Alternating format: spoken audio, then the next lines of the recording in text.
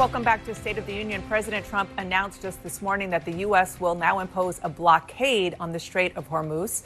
Here with me now is the Vice Chairman of the Senate Intelligence Committee, Democratic Senator Mark Warner of Virginia. Senator, thank you for being here. So what the president said in a pretty lengthy social media post is that he's imposing a blockade on the Strait of Hormuz. What do you think of that? Is that a good move? Well, Dana, I have great respect for Nikki Haley, but boy, oh boy, I see the circumstances so differently than what she laid out.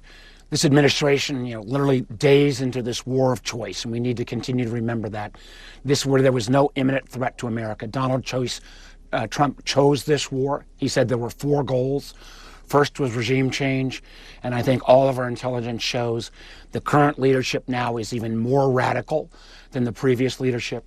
Getting rid of these enriched uranium. These are canisters, 1,000 pounds, very volatile. It would not be some simple operation. It would take 10,000 troops on the ground guarding a perimeter. We'd have to send special operators in, and the Iranians could then bomb their own facility, potentially trapping our troops, and this volatile uranium would be very, very dangerous. The idea that we've gotten rid of all the ballistic missiles, absolutely not. Thank God we saved those pilots, but they shot down our airplanes. And what is crazy, Dana, with the war of choice, we've now ran out of our interceptors. We've been spending $2.4 million a crack to shoot down a $50,000 Iranian drone. The Israelis have run through theirs as well. We could have taken Ukrainian technology where they figured out how to take down these drones much cheaper, but they didn't. And then down to the question of the Strait of Hormuz, I have no idea, other than the idea that he could interdict at both ends of the strait, how he's going to get it reopened, how we're going to get ships through.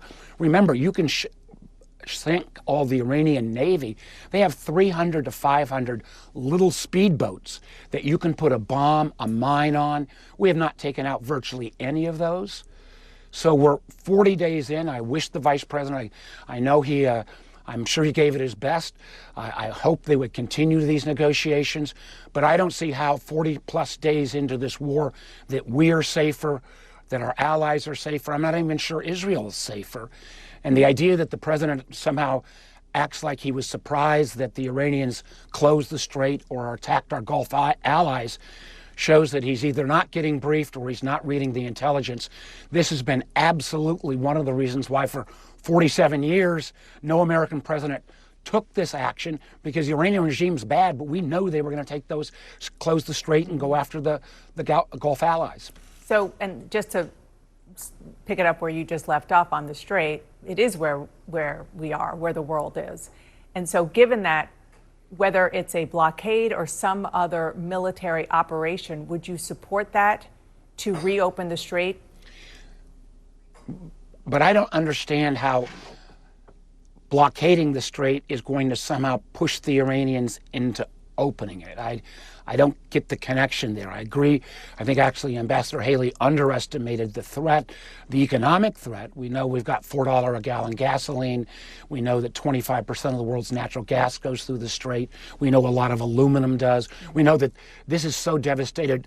Asian countries right now, they're shutting down their economies 1 day a week. Fertilizer costs up. And the thing I was hoping was we could come to some negotiated truce end. But even with that, you're going to see these energy prices continue at record levels, not for weeks, but months and years. And how blockading the strait gets it open suddenly, I don't get that logic. I mean, it sounds like, and this is reading this lengthy post and not being able to ask the president at this moment, but it sounds like they're trying to extract economic pain on Iran, the way Iran is trying to do on the world. I do want to ask you about what the president has said. But Dana, just one quick thing there, though. Yeah. Here is the irony of this. When the president decided to release the sanctions on the Iranian oil that was already at sea, we literally gave the Iranian regime $14 billion. We are helping the Iranians fund their effort to attack us, to attack Israel, and to attack our allies. That is the most crazy upside down kind of policy I can possibly imagine. So, if you want to strangle Iran, why relieve the sanctions on their oil? It's crazy.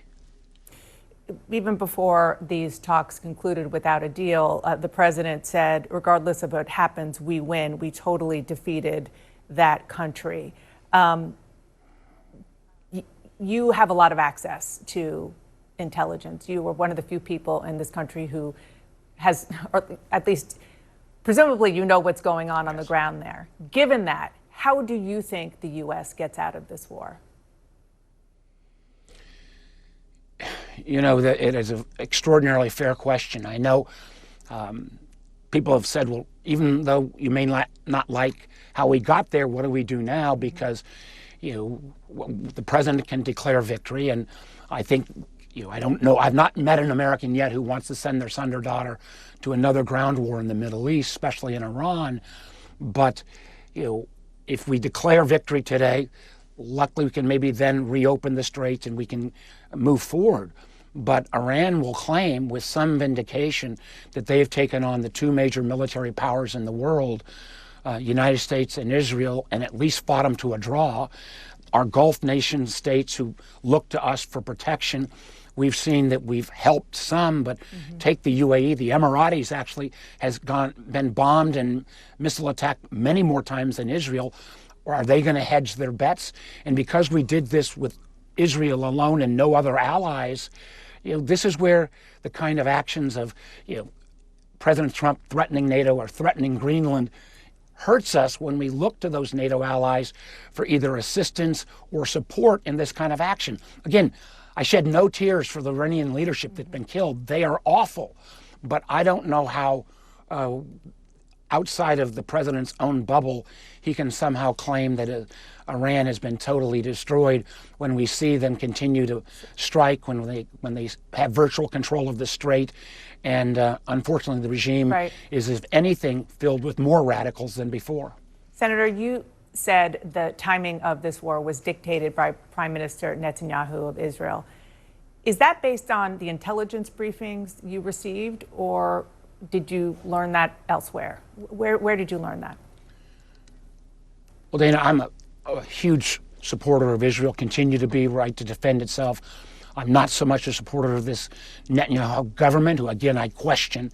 When Pakistan put out the terms of the truce, I'm sure the Americans signed off on that. That's the way things work. By having this ambiguity, I was hoping the truce would extend to Israeli actions in Lebanon. But my statement, how this was started, wasn't based on anything that was said in a classified briefing. It was what what my friend, Secretary Rubio, said was, and he said it publicly, well, the Israelis were going to go, and we know then if the Israelis were going to attack, the Iranians would then attack us, so we went ahead and went first as well. I take Secretary Rubio at his word. Before I let you go, Senator, I do want to ask about allegations of against one of your fellow Democrats, Eric Swalwell, allegations of rape and sexual misconduct. He denies these allegations as false, say they never happened. You are a leader in your party. Do you think he should resign from Congress or face expulsion? Dana, I have seen the reports.